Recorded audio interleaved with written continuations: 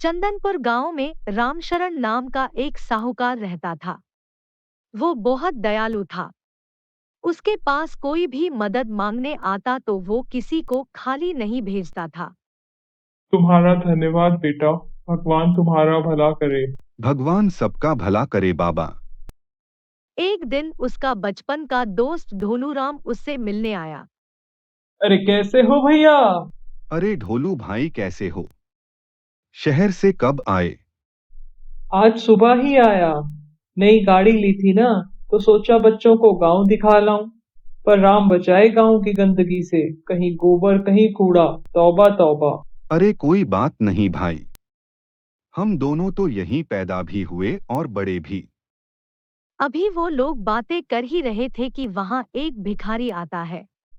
कुछ खाने को दे दो मालिक। उसे देखकर ढोलूराम को घिन आने लगती है और वो कहता है, ओ भिखारी, शर्म नहीं आती हट्टा कट्टा होकर भीख मांगता है? कुछ काम कर ले। साहब, मैं मजदूर हूँ, जो रोज कमाता हूँ उसी से अपने बीवी बच्चों का पेट पालता हूँ। पर कल मैं मजदूरी करते हुए गिर गया। हाँ बस बस, अब रोना धोना मत शुरू कर देना। तभी रामशरण कहता है, तुम्हारा नाम क्या है भाई? मेरा नाम श्यामा है मालिक। अच्छा श्यामा, तुम मेरा एक काम कर दो। मैं तुम्हें एक दिन के 300 रुपए दिहाड़ी दूंगा।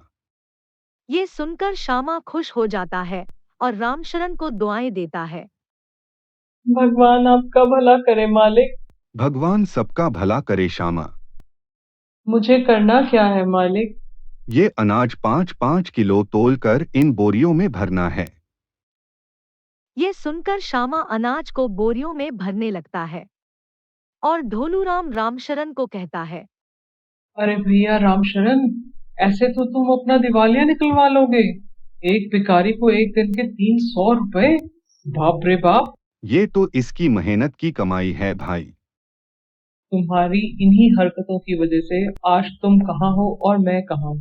देखो मुझे और कुछ सीखो दोस्त। चलो, मैं चलता हूँ। ये कहकर ढोलूराम वहां से चला जाता है। जब शाम को रामशरण घर जा रहा होता है तो ढोलूराम अपनी गाड़ी धो रहा होता है और सब गांव वाले उसकी चमकती गाड़ी को देख रहे होते हैं। अरे वाह ढोलू भैया, क्या गाड़ी है, एकदम मस्त। अरे अरे, हाथ मत लगाओ मेरी गाड़ी को, गंदी हो जाएगी। हाँ, पता नहीं कहाँ कहाँ से चले आते हैं। उस औरत को ढोलूराम की कही बात का बहुत बुरा लगता है, पर वो बिना कुछ कहे वहां से चली जाती है।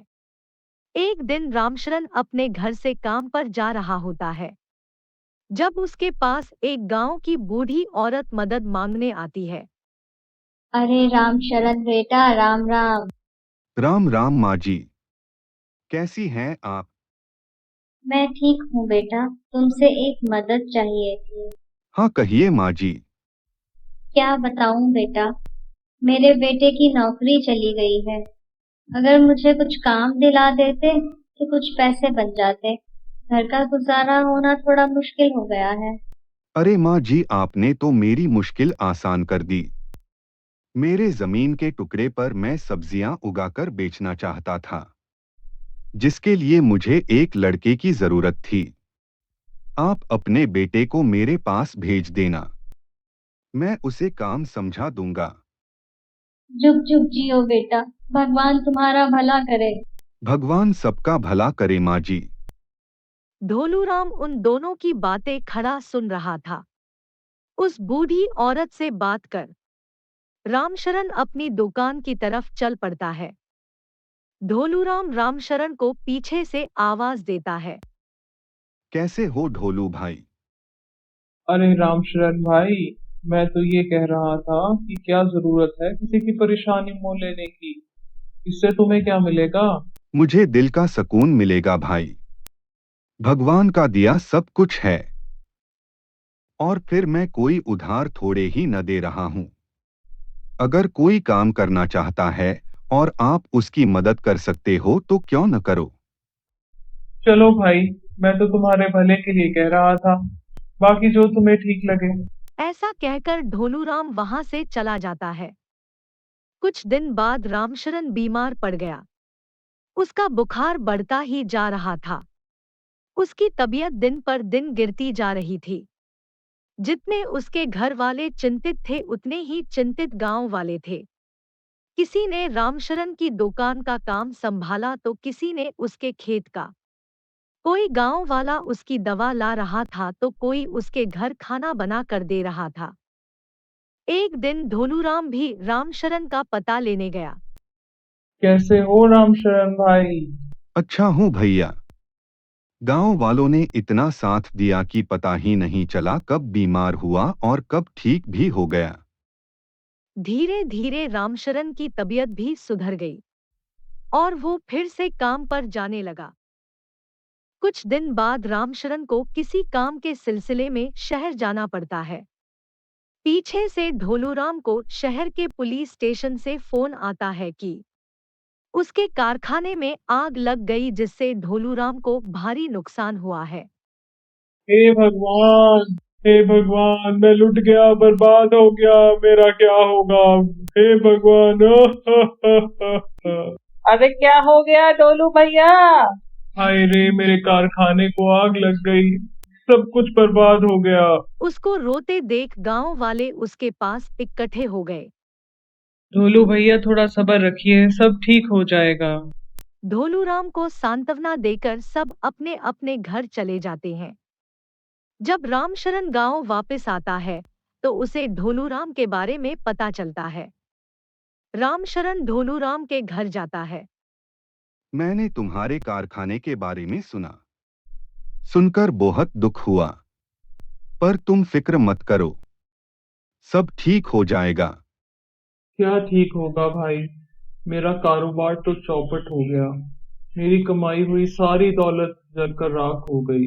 पैसा तो आनी जानी चीज है भैया, ये आज गया है कल फिर वापस आ जाएगा। पर तुम ऐसे अकेले क्यों बैठे हो? भाभी और बच्चे कहाँ हैं? तुम्हारी भाभी परेशान होकर बच्चों को लेकर मायके चली गई है, मैं बिल्कुल अकेला रह गया हूँ दोस्त। रामशरण ये सुनकर चौंक गया। कुछ देर बाद रामशरण कहता है, ढोलू भाई, तुम उस दिन मुझसे पूछ रहे थे न कि मैंने इन गांव वालों की मदद करके क्या कमाया है। तो देखो दोस्त, मैंने इनका प्यार और इज्जत कमाई है, जो बहुत ही अनमोल है। तुम्हारा दुख इसलिए इतना बड़ा हो गया क्योंकि तुम्हारे पास दुख बांटने वाला कोई नहीं है, न तुम्हारे अपने न पराए। जब मुझ पर बुरा वक्त आया तो मुझे पता भी नहीं चला कि दुख कब आया और कब चला गया। मैंने गांव वालों के दुख को अपना समझा और उन्होंने मेरे दुख को अपना, क्योंकि दुख बांटने से कम होता है और सुख बांटने से बढ़ता है। ठीक कह रहे हो भाई, मैं सारी जिंदगी जिस पैसे के पीछे भागता रहा, आज वो पैसा ही मुझे छोड़कर भाग गया। अब मेरे पास ना पैसे हैं और ना मेरा परिवार। मैं अपने कर्मों पर बहुत शर्मिंदा हूँ। उस दिन ढोलूराम को रामशरण से अपना दुख बांटकर बहुत तसल्ली मिली और ये समझ आया कि दुख बांटने से कम होता है और सुख बांटने से बढ़ता है।